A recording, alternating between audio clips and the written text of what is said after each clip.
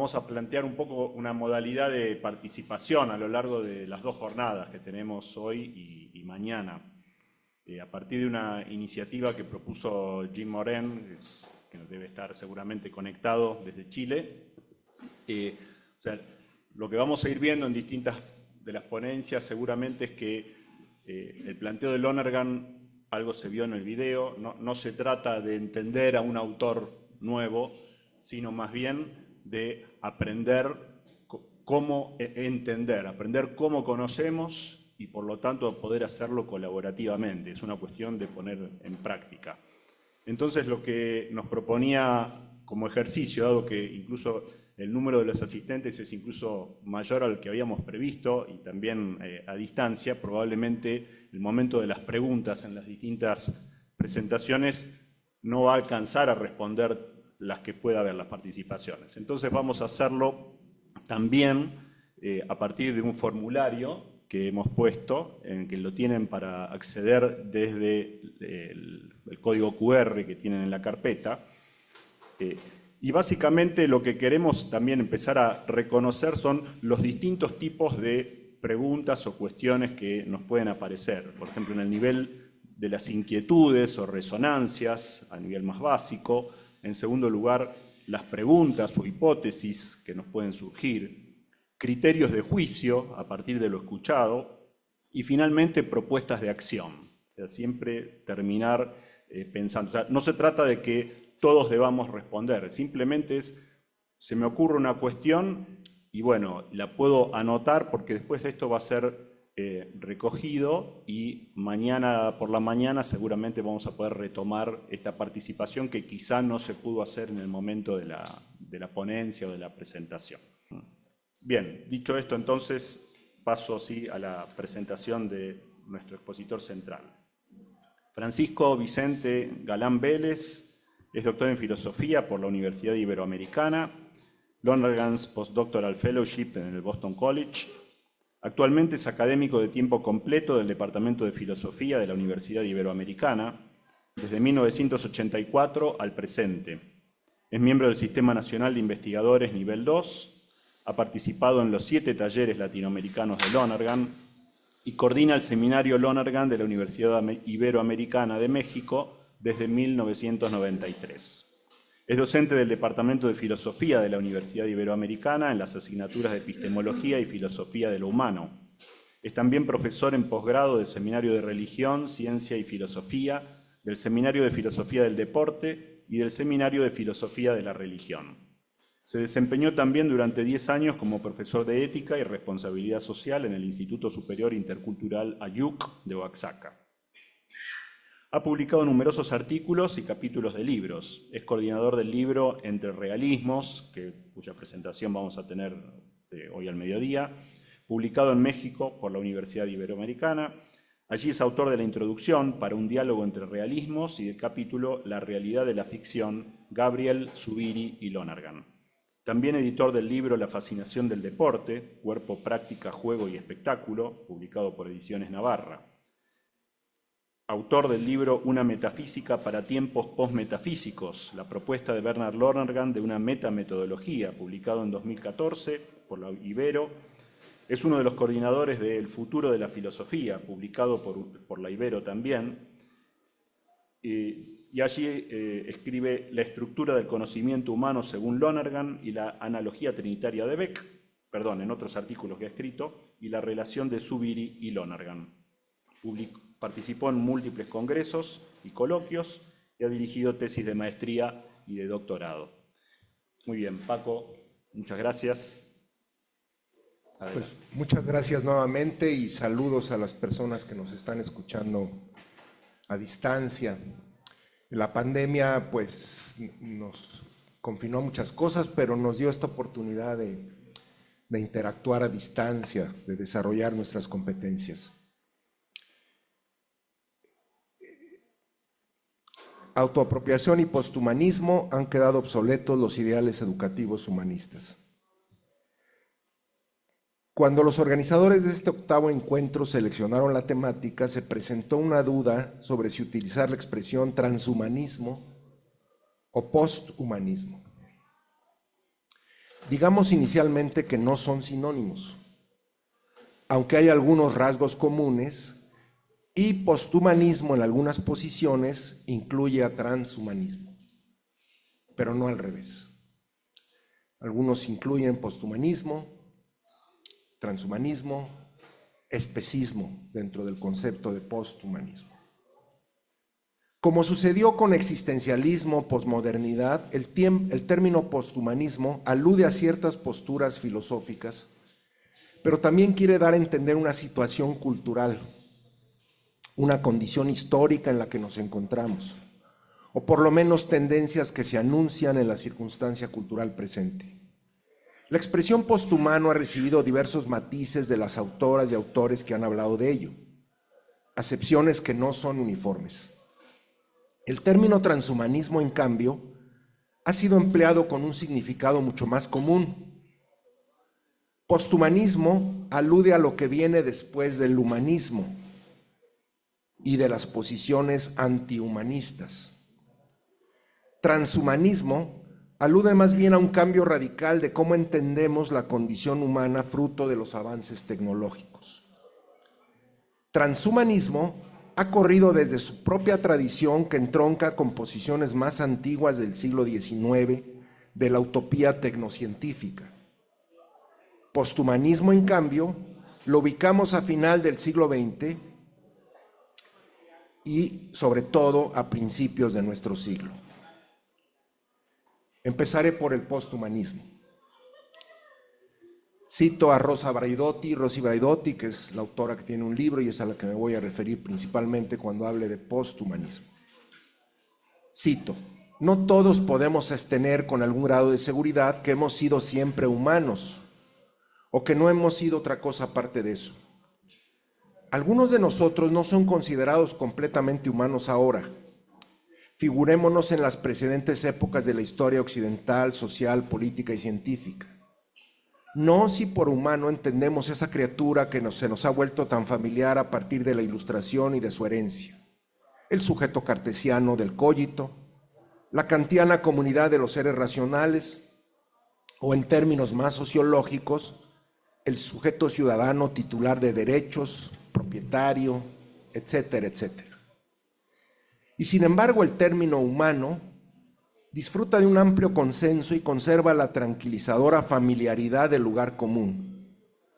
Nosotros afirmamos nuestro apego a la especie como si fuera un dato de hecho, un presupuesto, hasta el punto de construir en torno a lo humano la noción fundamental de derecho. Veremos el nexo que se puede establecer entre lo humano y el derecho. Pero las cosas son de verdad así. Fin de la cita.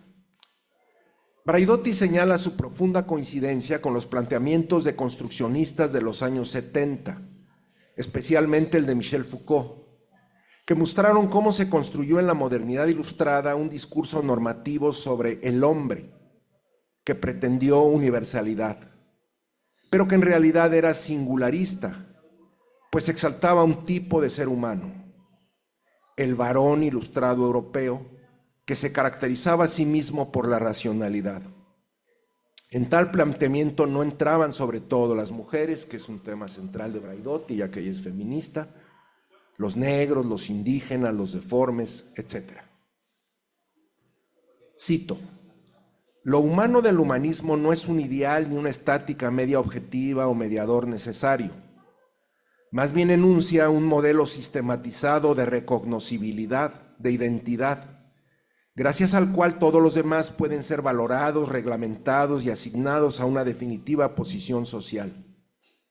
Lo humano es una convención normativa, no intrínsecamente negativa, pero con un elevado poder reglamentario y por ende instrumental a las prácticas de exclusión y discriminación.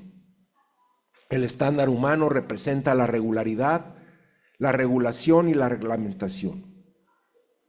Funciona transponiendo un particular modo de ser humano en un modelo generalizado que es categórica y cualitativamente distinto de los otros. Lo humano es el concepto histórico que ha sabido consolidar una convención social en torno a lo que es naturaleza humana. Braidotti se formó en estos planteamientos postestructuralistas deconstructivos de este supuesto humanismo normativo. En el libro manifiesta su admiración por Foucault, Lucy Irigaray y Gilles Deleuze, pero señala sus dudas de quedarse en esta posición, la de construcción de lo humano. Si ya el siglo XX fue testigo de una globalización económica desenfrenada y de innumerables progresos científicos, el último tercio del siglo XX presenció avances espectaculares en el campo de la genética, que llevaron a una explosión del concepto de lo humano.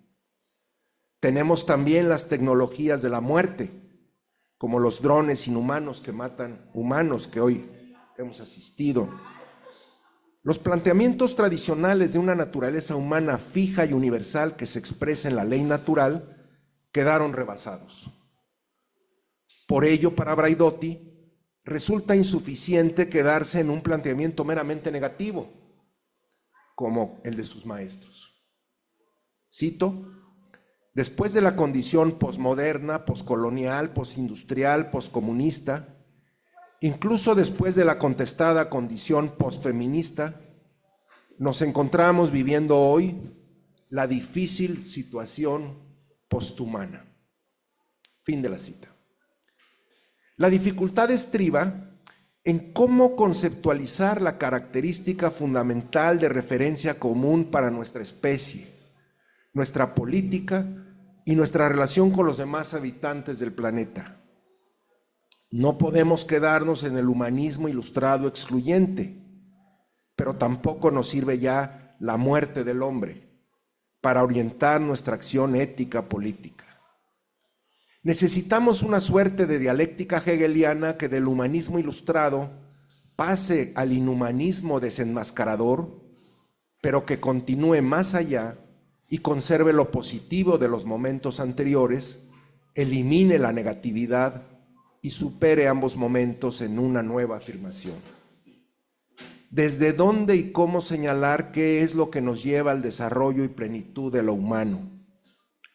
Braidotti nos comenta muy sinceramente la perplejidad en que se encuentra. No es posible eliminar de todo el carácter normativo que tiene la apelación a lo humano, la fuerza que tiene decir esto es inhumano. En sus viñetas y en sus ejemplos nos va mostrando cómo posthumano a veces significa inhumano.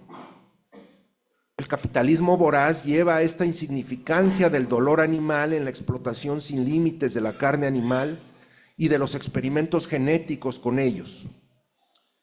Apelar al especismo y a la eliminación del primado de lo antropocéntrico olvida que en el fondo de nuestra apelación estamos señalando rasgos humanos en los animales que también son normativos. Es como los estuviéramos personificando en cierto modo. Braidotti opta por un cierto materialismo espinosista que da lugar al concepto normativo que llama Zoé, un cierto impulso dinámico de la vida que incluso no opone cultura a naturaleza y que no señala identidades estáticas sino fluidas. Esa vida sería lo verdaderamente universal que incluye también lo situado concreto. Braidotti señala también cómo el humanismo ilustrado impulsó como un dogma el laicismo, diríamos nosotros la secularidad. Pero para Braidotti no es posible del todo eliminar la referencia a algo trascendente, por más que se quiera hacer un planteamiento inmanente. En el fondo, dice Braidotti, debe de haber una cierta apelación a lo sagrado. Luego Braidotti expone tres tipos de posturas: la de Martha Nussbaum, que trataría de recuperar un humanismo universal; la de los autores de las Science and Technology Studies, que le llama posthumanismo analítico, que muestran que es inseparable ya nuestra dependencia de lo tecnológico, cómo nos configura lo tecnológico. Pensemos en los celulares, cómo nos quitarían nuestra identidad si nos quitan el celular, pero cómo estos estudios que mezclan y que enfatizan lo tecnológico olvidan mucho de la subjetividad humana y olvidan el rol de la exclusión social que también va teniendo el desarrollo inequitativo. Y por último propone el posthumanismo crítico, en el que se sitúa Braidotti, del cual ya dijimos que quiere del humanismo ilustrado conservar los ideales emancipatorios y la apelación a la universalidad genuina, pero quiere criticar cómo este fue excluyente. Como condición humana hay rasgos positivos y negativos, por lo que toca un discernimiento de cómo recuperar este concepto normativo de lo humano que conserve lo positivo y elimine lo negativo. Última cita que hago de Braidotti: lo posthumano es un término útil para indagar en los nuevos modos de comprometerse activamente con el presente, razonando sobre algunos de sus aspectos de manera empíricamente fundada, pero no reduccionista, crítica, pero no nihilista. Hasta aquí el posthumanismo. Paso ahora al transhumanismo. El transhumanismo, dice Antonio Diegues, es el intento de transformar sustancialmente a los seres humanos mediante la aplicación directa de la tecnología. El transhumanismo señala que lo característico de lo humano es la mejora continua y por tanto lo consecuente y la guía de la acción ética y política es el impulso de mejorar, más allá incluso de límites timoratos de lo que hoy se considera la naturaleza humana. Dijimos que esta búsqueda transhumanista entronca con utopías que vienen desde el siglo XIX. El nombre transhumanismo proviene de Julian Huxley, hermano de Aldous Huxley, quien fuera Julián el primer director de la UNESCO. En un escrito de 1927, fíjense ustedes lo que dice Julian Huxley: la especie humana puede trascenderse a sí misma si lo desea, no solo esporádicamente, un individuo aquí de un modo, otro allá de otro modo, sino en su totalidad como humanidad. Necesitamos un nombre nuevo para esta creencia. Tal vez un transhumanismo pueda servir, el ser humano permaneciendo ser humano, pero trascendiéndose a sí mismo, al actualizar nuevas posibilidades de y para su naturaleza humana. Fin de la cita. Sin embargo, el matiz actual que ha adquirido transhumanismo proviene de los últimos 30 años del siglo XX, con los desarrollos científicos de la genética y de la inteligencia artificial. La ingeniería genética ha abierto posibilidades insospechadas en el pasado. No solo poder erradicar ciertos males congénitos, sino positivamente mejorar la condición humana. Como si ahora los seres humanos tuviéramos la posibilidad de tomar en nuestras manos la dirección de la evolución. Los planteamientos eugenéticos volvieron a estar en primer plano con esta ingeniería y volvieron a venir en primerísimo plano las implicaciones éticas. ¿Dónde está ese límite entre que estamos mejorando un mal a que estamos ya imponiendo ciertas características que consideramos que son las deseables? Luc Ferry, con mucho acierto, sugiere la sugerente idea de Nicolas Le David de que quizás el interés creciente que despierta una transformación de la naturaleza biológica del ser humano está ligado al declive del proyecto de la ilustración, de ese mito ilustrado del progreso, el desarrollo, como que se viene un poco abajo, y ahora como que viene un entusiasmo, porque es a través de la tecnología. Incluso ya en ciertos desvaríos se llega a decir, ¿verdad?, que como si pudiéramos modificar genéticamente incluso lo que nos predispone para cierta moralidad. El proyecto humanista de amansamiento y domesticación del ser humano mediante la lectura de textos canónicos y el cultivo de un progreso cultural y educativo constantes ha fracasado. La barbarie no ha hecho sino crecer en los últimos siglos. En la situación actual de deterioro ambiental, de sobreexplotación de los recursos naturales, de extinción masiva de especies, de aumento de las desigualdades, de superpoblación, no queda ya mucho espacio ideológico para pretender aún situar al ser humano, concebido además bajo el prisma occidental, en el centro del universo. Si hay algún centro que ocupar, dicen los transhumanistas, ese lugar debe corresponder en todo caso a su sucesor posthumano, que no compartirá previsiblemente ni sus propiedades, ni sus fines, ni sus valores. A la mejora genética se vino a sumar la inteligencia artificial. Si ya desde el siglo XIX el progreso de la tecnociencia fue más un mito cultural que una postura científica, la posible mejora genética de lo humano, pero sobre todo la posibilidad de desarrollar una inteligencia que inicialmente imite a la inteligencia humana y ayude a resolver problemas, pero que pudiera ser capaz de ir más allá de lo humano, condujeron a las posturas radicales del transhumanismo, el mito cultural grandilocuente de nuestros días. En la introducción al libro Human Enhancement, los editores Sabulescu y Bostrom distinguen dos posturas enfrentadas en este debate: los transhumanistas y los bioconservadores. Para los segundos, los bioconservadores, entre los que sitúan a Sandel, Fukuyama y Habermas, hay un límite en lo que llamamos naturaleza humana que solo cabe reconocer y aceptar. Habermas, por ejemplo, entró a la discusión del Parlamento Europeo sobre las modificaciones genéticas. Es muy interesante porque, ustedes saben, Habermas, de los grandes filósofos del siglo XX, todavía actual, vive y está muy lúcido, siempre tuvo el labio leporino y nunca se quiso operar. Me acuerdo cuando lo conocí, bueno, en una conferencia, ¿verdad? Qué impresión cuando lo escucho uno hablar. Y él reflexionó mucho sobre un tema kierkegaardiano del destino, y en este artículo sobre la mejora o no de la naturaleza humana, él dice, cuando ahora nos reprochan nuestros hijos, nos reprochan, ¿por qué tales características? Bueno, podríamos apelar, pues, que hubo la suerte, la combinación, el destino. Pero ¿qué pasaría cuando nuestros hijos nos reclamara, oye, ¿por qué me hiciste varón? ¿Por qué me hiciste pelón, verdad? Yo no sé, calvo. ¿Qué les diríamos? Que alguien le impuso a otro esas condiciones de lo que consideraba bueno. Para el transhumanismo radical, el único imperativo ético es la mejora continua. Lo que caracteriza a la naturaleza humana es solamente la búsqueda incesante de las mejoras.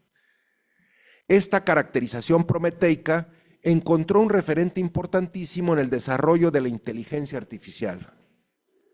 Fue John McCarthy quien en 1956 le dio este nombre de inteligencia artificial a los desarrollos informáticos. Eric Larson, un autor que me gusta mucho, tiene un libro, El mito de la inteligencia artificial, señala que sería mejor haberle llamado simulación de tareas humanas. El nombre no es lo de menos en este asunto, pues en él se acrisolan dos aspectos muy importantes. Lo primero es la concepción misma de lo que es la inteligencia. Si es la capacidad de solucionar determinados problemas o si es la capacidad de adentrarnos en la inteligibilidad del universo. En segundo lugar, con este nombre, vemos cómo se entretejen los avances científicos con el mito cultural transhumanista, al llegar a pensar que puede haber una emergencia fuerte en este campo. Desde sus inicios en el desarrollo de la inteligencia artificial, se entremezclaron estos avances científico-tecnológicos con este mito cultural, según el cual la inteligencia artificial no es solo una automatización de la resolución de problemas particulares, sino que puede llegar a ser una forma de inteligencia general, lo cual llevará a caminos insospechados. Alan Turing, de los padres, pensaba que se podía crear un programa que emulara la competencia lingüística de los humanos. Todos conocemos el test de Turing. Hacer que una máquina tenga el logos, esta inteligencia general podría incluso llegar a ser capaz de engendrar una nueva máquina más inteligente. Esto es lo que Ray Kurzweil llama la singularidad. Este es de los grandes teóricos, Kurzweil. El momento emergencia fuerte se llama cuando llega a haber una totalidad nueva que ya no depende de lo que antes podríamos explicar con los componentes inferiores, que llega a tener un cierto autonomía respecto a lo anterior y que puede hacer una causalidad de arriba hacia abajo. Los que defendemos pues, la autoconciencia, pues pensamos que hay una emergencia fuerte de la autoconciencia respecto al cerebro. No es que se haya independizado, pero logra cierta autonomía relativa y esta posibilidad, bueno, imaginemos, ¿verdad? En estas posturas, la inteligencia general llegará a ser capaz de desarrollar esta máquina que creara otra máquina inteligente, lo que nos hemos bebido en películas y en literatura. La singularidad, como sabemos, término que viene de la física que utilizan para el Big Bang, donde se quiere decir que las leyes ordinarias posteriores no operan en eso que se llama la singularidad. Eso pasará cuando tengamos un tipo de inteligencia que ya no dependa de un cerebro biológico. Será entonces un programa capaz de realizar mejor que nosotros el mandato de la mejora continua. En el delirio de este futuro transhumano, se llega a decir que la inteligencia podrá ahora expandirse más allá de la Tierra. Perdonen mi chiste, al infinito y más allá, ¿verdad? Porque ya se fueron, ya no necesitamos del cerebro biológico. Veamos así la relación entre posthumanismo y transhumanismo. En ambos se trata de ir más allá del humanismo ilustrado. Y como este en realidad proviene de la raíz griega y judeocristiana de la cultura occidental, se trata también de ir en contra de esto, sobre todo de la raíz judeocristiana. Con todo, ya vimos que Braidotti quiere mantener ciertos aspectos del humanismo clásico, incluyendo el ver un cierto carácter sagrado de la vida, aunque, como dijimos, se quiere explicar esto en términos de una inmanencia radical. El transhumanismo apela más directamente a lo tecnocientífico, pero hemos dicho acaba siendo un mito cultural. No estoy diciendo la inteligencia artificial, estoy diciendo el transhumanismo. Si hacemos una lectura del transhumanismo no tan delirante como estas posturas extremas, tendríamos entonces las reflexiones que mencionamos de Braidotti. No podemos quedarnos solamente en la negatividad del inhumanismo. Tampoco cabe apelar a una naturaleza humana fija, entendida como ciertos modos particulares de vivir que se quieren señalar como normativos para todos. Pero entonces, ¿lo correcto es señalar solamente el imperativo de mejorar? ¿Mejorar qué?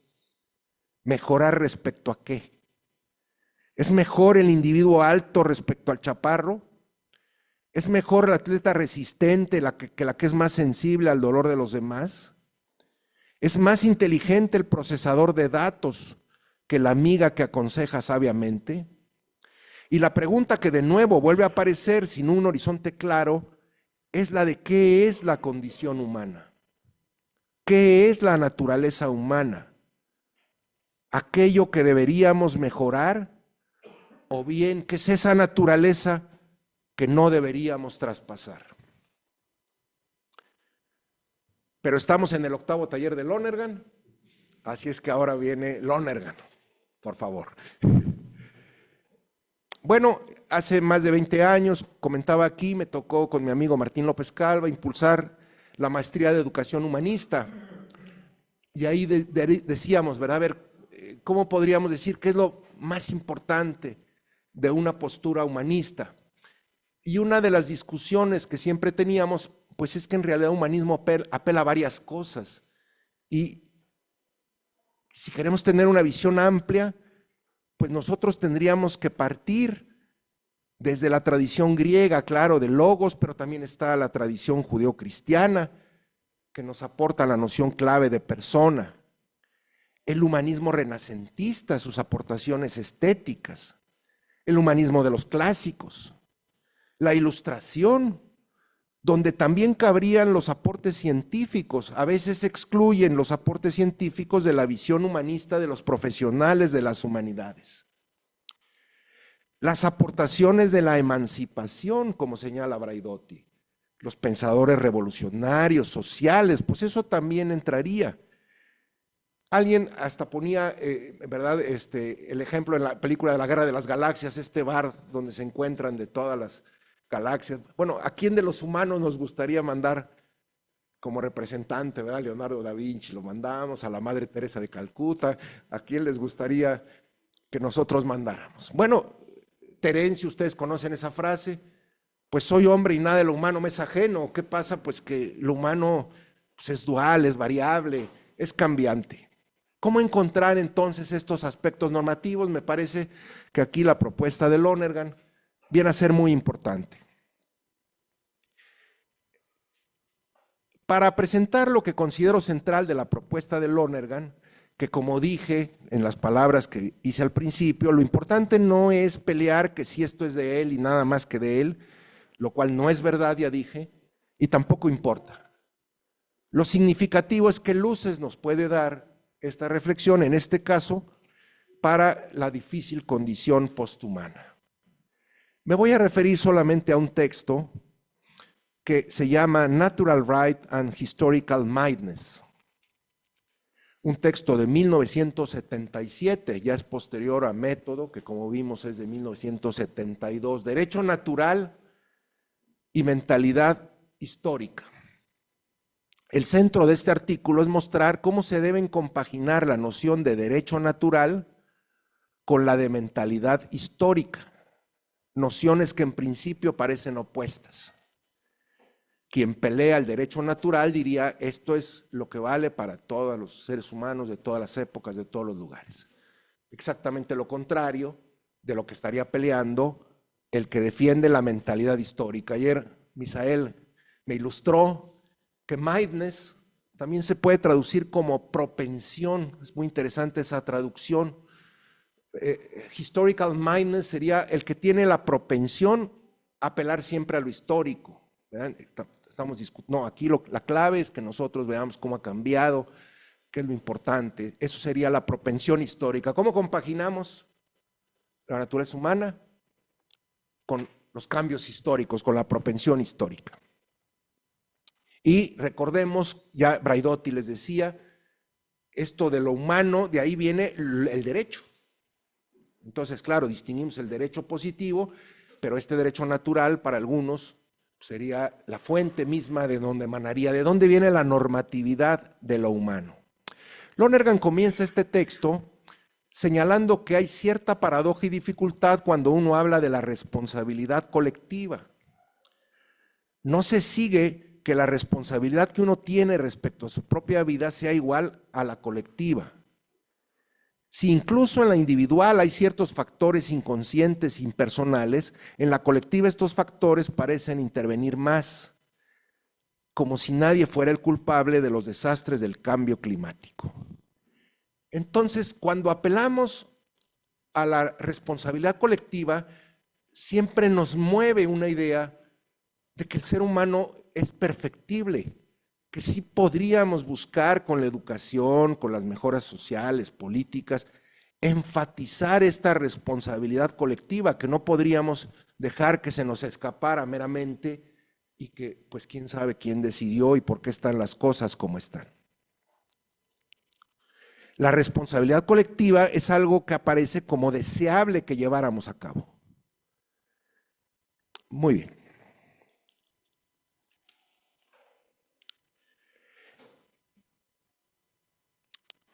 ¿Cómo entonces compaginamos la naturaleza con la mentalidad histórica? Que en el caso de la responsabilidad colectiva, pues es indispensable que entendiéramos la situación, la peculiaridad de la época.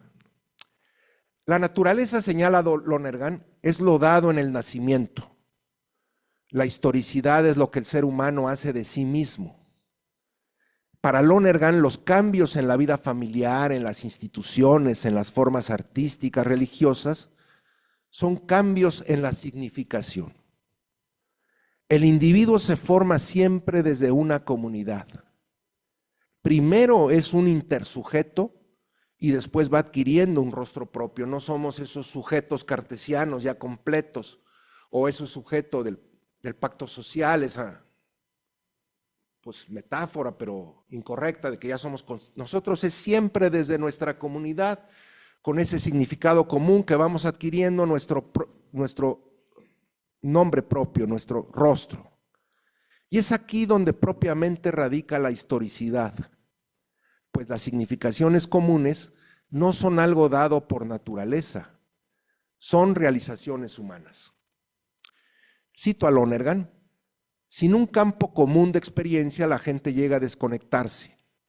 Sin un modo común de intelección brotan malos entendidos, desconfianzas, sospechas, temor, hostilidades y facciones. Sin una medida común para sus juicios, la gente vive en mundos diferentes. Sin el consentimiento común, actuarán con propósitos contradictorios. En tal caso, a la significación común la reemplazan significaciones diferentes y opuestas. Una cohesión que antes pareciera automática tendrá que ser reforzada por las presiones, las amenazas y la fuerza que asegura una pasable apariencia de unidad, pero que está preparando un resentimiento duradero y una rebelión latente. Si bien para entender la naturaleza humana bastaría un solo individuo, para entender la diversidad de comunidades hay que estudiar cada instancia en su singularidad, hay que estudiar la historia, cómo los seres humanos vamos haciendo a nosotros mismos. Y aún en esa enorme y desconcertante multiplicidad hay que ver cómo se puede buscar una cierta unidad. Bajo la variedad de estilos de vida humanos, existe un componente o factor que posee la reivindicación de la naturaleza misma a la universalidad y permanencia. Esta pregunta viene desde los griegos, viene desde la desconcertante experiencia. Pensemos en los sofistas que veían que lo que en una polis se consideraba bueno, pues en la otra no se consideraba bueno. Entonces ahí se dijo, bueno, estas son convenciones humanas, pero entonces, ¿de dónde podríamos sacar esta normatividad a lo que sería verdaderamente universal? Sin embargo, dice Lonergan, este componente o factor universal admite dos interpretaciones. Puede expresarse en proposiciones universales, en verdades evidentes de por sí, en certezas conocidas naturalmente. Pero por otro lado, puede expresarse en la naturaleza misma, no en la naturaleza en cuanto concebida abstractamente, sino en cuanto opera concretamente.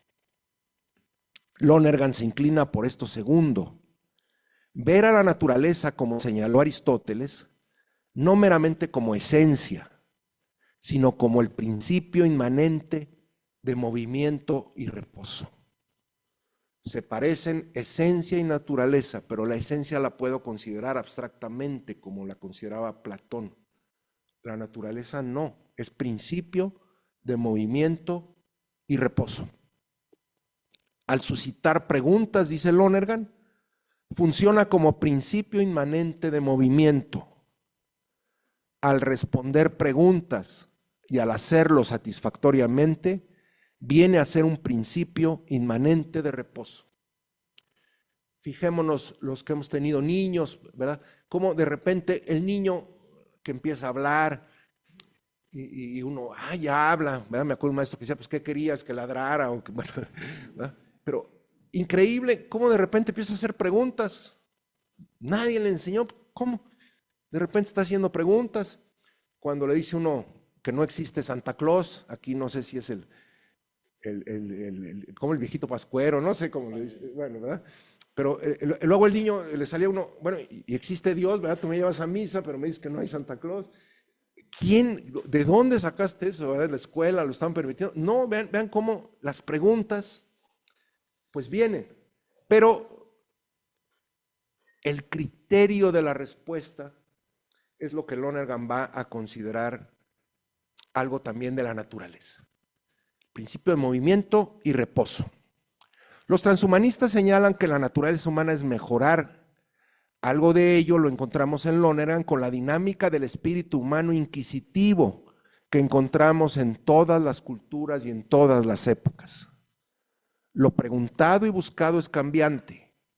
el dinamismo no. En donde va mucho más allá del señalamiento de la mejora, es en la explicación de por qué se pasa al reposo.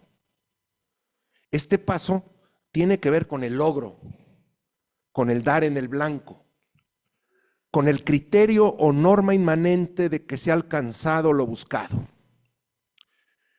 Preguntas hay de 3 clases, señala Lonergan. Hay preguntas para entender, para la reflexión y para la deliberación. En las preguntas que hacemos para tratar de entender, el principio inmanente de movimiento es la inteligencia humana. Ella nos empuja, dice Lonergan, más allá del flujo espontáneo de las representaciones, imágenes, sentimientos, conatos y movimientos sensibles, y lo hace por la admiración de la que habló Aristóteles, diversamente formulada al preguntar ¿qué? ¿Cómo? ¿Para qué? El principio de reposo es el gozo de que le caiga a uno el 20. Insight, chispazo inteligente, decía el padre Armando Bravo. ¿Verdad? Me cayó el 20, no sé si ustedes tengan esa expresión. En México los alumnos ni saben, ¿verdad? Monedas de 20 centavos, entonces, se me prendió el foco. Insight, cuando se hizo la traducción del libro Insight, bueno, ¿cómo le ponemos a Insight? Pues que intelección, pero bueno. Pues, y luego Insight pensaba uno que era mirada para adentro, pero bueno, ¿verdad? Ejemplos favoritos de Lonergan, Arquímedes gritando desnudo ahí, eureka. Ejemplo favorito, miles de veces lo presentaré, ¿verdad? Helen Keller. Si vieron la película de la maestra milagrosa, 5 semanas hasta que un día, ¿verdad? Porque dice Lonergan, llega de repente, inesperadamente. ¡Pum! Incluso fíjense cómo lo describimos como algo pasivo, me cayó. Pero pues el que está entendiendo, pues es uno, ¿verdad? Me cayó el 20. Y entonces Helen Keller, muy bien. Luego este insight se termina conceptualizando y formulando desde el lenguaje público de la comunidad, pero estrictamente no es lingüístico. Si no, no se podría aprender otro idioma o no se le podría enseñar al niño. Se va a formular lingüísticamente y eso va a ser comunitario. El espíritu humano, sin embargo, va más allá de este logro impresionante del insight, que tal vez en algunos animales incluso ya se da. El insight. Pasamos del mero gozo a expresar el contenido del acto de intelección, a nombrarlo, formularlo. Pero no nos deja contento dicha formulación. Finalmente, pues es una conjetura, se nos ocurrió. Puede haber dudas, críticas, puede no ser así. ¿Es algo cuya validez es solo para mí o es realmente así? ¿En realidad de verdad es así o no? La inteligencia entonces le cede el paso a la reflexión racional. La pregunta es ahora por la búsqueda de algo incondicionado. No me satisface que me digan, bueno, pues según tú, así lo entendiste tú. La pregunta es, ¿de veras es así? Hay ahora este nuevo movimiento, en esta segunda nueva pregunta, ¿al de veras es así? ¿Cómo viene ahora el movimiento de reposo? ¿Cómo se busca? ¿Cómo se alcanza esto incondicionado que la mayoría de las veces pues no acabamos de saber si es verdaderamente así o no? Autores con cierta influencia cartesiana en las discusiones del realismo, pues siempre han pensado que tendríamos que entender es una especie de fotografías y que de lo que se trata es como de salir a comparar si lo que a mí se me ocurrió así es o no es así. El propio Habermas, Apple pensaban que era una especie de consenso. Peirce decía, es un consenso in the long run. Pues sí, pero el consenso, pues entonces nunca alcanzaría uno, y el consenso finalmente expresa que cada uno por sí mismo va diciendo esto es así o no es así. Bueno, Lonergan piensa que esto inmanente que opera, sin embargo, en todos los humanos, es cuando ya no hay preguntas ulteriores pertinentes. Ese es el criterio que él va considerando y es lo que nos permite pasar al reposo. Lo vimos en el video. Estas preguntas ulteriores, entendemos algo y de ahí otras 2, 4, pero hay un momento, dice Lonergan, en que las preguntas parece que se están agotando. Hay un tercer movimiento más allá, ya vimos la inteligencia, ya vimos la reflexión racional, es verdad, pero de ahí, del conocimiento de los hechos, pues nos vienen los planes, nos vienen las posibilidades, ¿qué podemos hacer? Y viene la pregunta que llama Lonergan la más inquisitiva, la más atormentadora en muchos casos, ¿verdad? ¿Vale la pena? Este plan, este proyecto, esto que quiero hacer, ¿de veras vale la pena? ¿De veras vale la pena? Y bueno, Lonergan era jesuita y aquí sabemos pues todo el tema del discernimiento. No, dice Lonergan, esta pregunta no se aplaca cuando hay nada más como sentimientos placenteros. Aquí pasa uno a buscar, ¿de verdad vale la pena? ¿Esto es realmente valioso? Lo que quiere uno afirmar es si pudiéramos encontrar algo parecido a lo que encontramos en la verdad de incondicionado, algo que fuera un bien, no nomás para mí, sino que fuera un bien para los demás. Por eso señala Lonergan, la mejora de lo humano va de la mano este dinamismo de impulso de lo que llama el enamoramiento, el amor, la confianza en que hay un sentido, un misterio, porque si bien se da lo intelectual, el insight, la reflexión racional, la deliberación, los sentimientos son los que nos van a dar la inercia, el peso, y los sentimientos responden para valores, y entonces encontramos ese sentimiento de no estar satisfechos del todo. Cuando no opera bien este principio del reposo, las preguntas vuelven, la inquietud sigue. No tenemos esta paz, la paz mental, la paz del corazón, y eso es lo que Lonergan considera que la raíz de la autotrascendencia pues está en el amor. Ya se me acabó el tiempo, a ver, leeré. Bueno, señala Lonergan que necesitamos ver cómo en la historia opera una dialéctica. Hay unos imperativos de seguir esto que está inscrito en lo que todos somos, que ustedes los conocen, son estos imperativos que llama Lonergan: sé atento, sé inteligente, sé razonable, aventúrate, sé responsable. Pero también, como vimos en el video, pues hay cuando las personas no son atentas, no son inteligentes, no son razonables, y entonces viene esta dialéctica de la historia que siempre vamos a encontrar en todas las comunidades, en todas las instituciones, en todas las familias. Siempre va habiendo el progreso, el desarrollo, la mejora, y siempre va habiendo la decadencia, la inatención, la falta de inteligencia, los sesgos, los bloqueos, el no ser atento a estos impulsos de fondo. Y hay un tercer movimiento, siempre hay, pero no igual, ¿verdad? Siempre hay este progreso y decadencia, y eso va siendo la historia, el invariante de la historia. Pero en la postura religiosa de Lonergan, que compartimos, ¿verdad? Hay una tercera fuerza, un tercer vector que está actuando en la historia, que es este amor que está dispuesto a sacrificarse por sí mismo, esto que llama Lonergan la redención, esta esperanza de que a pesar de lo difícil que está la situación, es posible encontrar y recuperar este sentido. A mí siempre me gusta la canción de Fito Páez, ¿verdad? ¿Quién dijo que todo está perdido? Yo vengo a entregar mi corazón.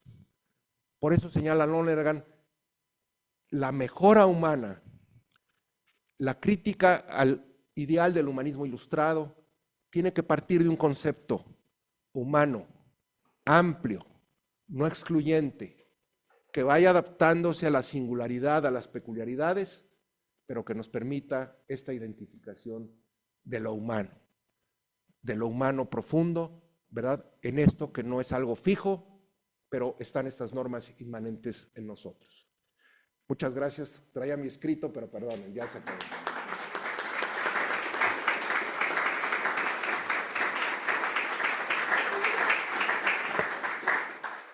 Bien, muchas gracias, Paco. Nos quedan 3 minutos para hacer alguna pregunta. Y podemos hacer, acá nos deja la jefa, nos deja 6 minutos. Muy amable, muy amable. para que no le digan transhumana. Ahí, Misael. A ver, Misael, un segundito que por si no se oye del ambiente, te pasa el micrófono, por las dudas. Bueno, muchas gracias, Paco, por tu presentación. Acerca de ese, digamos, ese punto de referencia, por decirlo así, con el que podemos hablar de lo que se mejora, del mejoramiento, porque el mejoramiento tiene un punto de referencia con el que nos comparamos. Yo quisiera, si tú pudieras dar alguna palabra sobre lo que es la autenticidad humana, como aquello a lo cual Lonergan propone llegar como ser humano.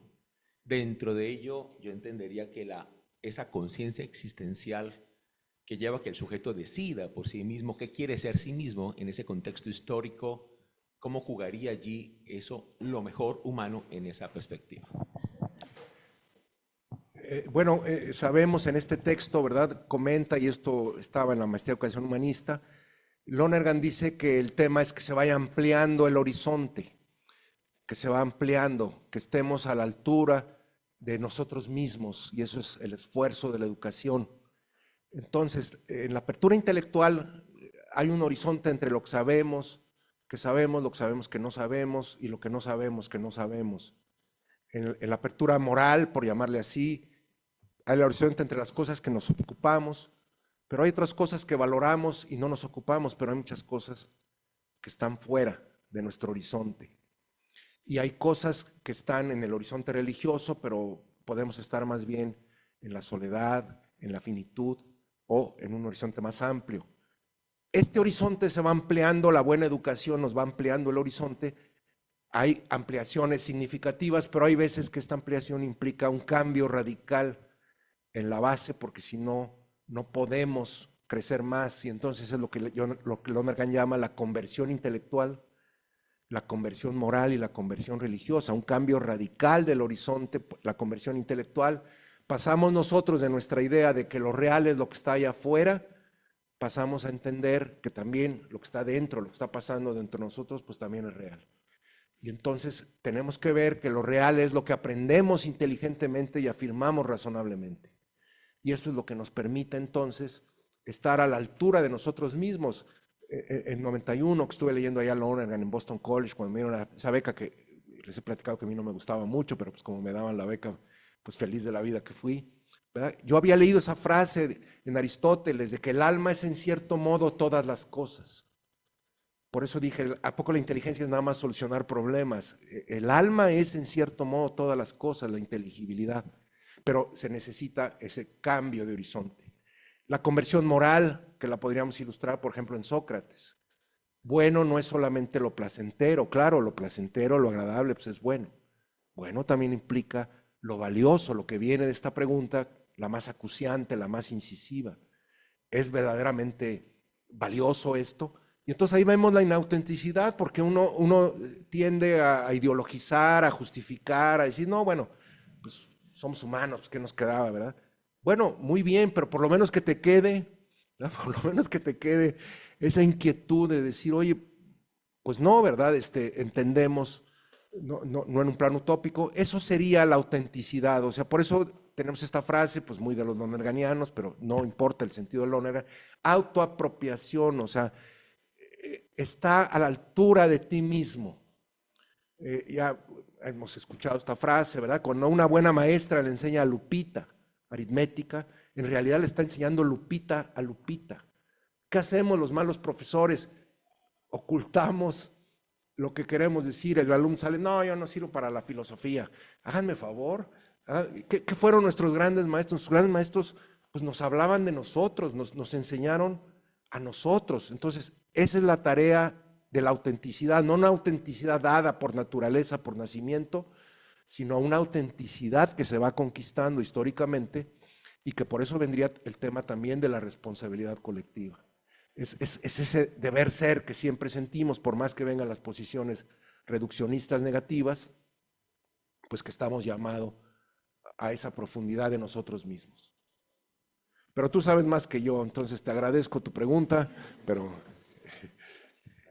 Muchas gracias. A ver, tenemos unos minutitos más para otra pregunta más. Ahí está, Michael, adelante.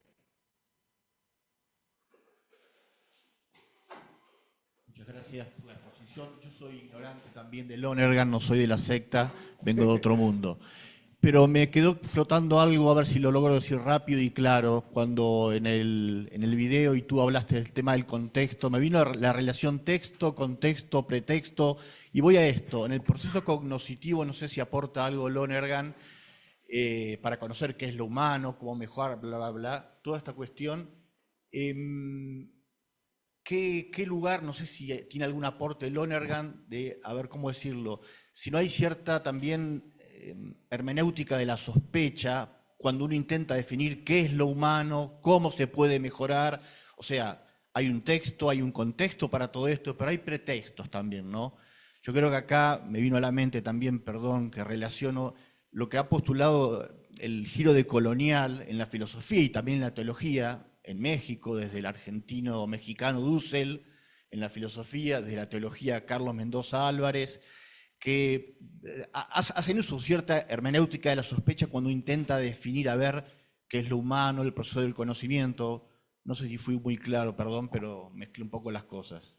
Sí, no, muy bien. Digo, ese es el punto de Braidotti, ¿verdad? Ese es el punto de Braidotti de las posturas antihumanistas, de constructivista, pues es lo que meten.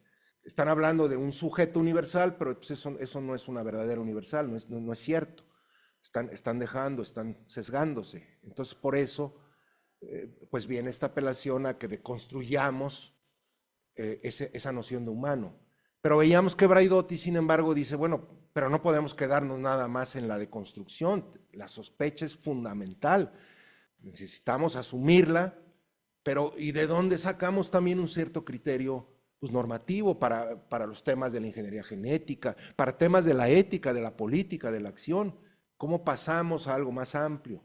Entonces, el Lonergan estaría por eso en el movimiento de las preguntas. El movimiento de la pregunta, de entender, va a meterse con los sesgos. Estoy formulando bien, no me estoy sesgando, realmente estoy entendiendo cabalmente y por eso me paso del segundo al tercer nivel. Oye, pero ¿qué pasa con lo que diría esta persona de este lugar? ¿Qué pasa con cómo se señalaría? ¿Verdad? Tú estás aquí pues muy universal, pero pues no es cierto. Ahí está el lugar claramente de la hermenéutica de la sospecha.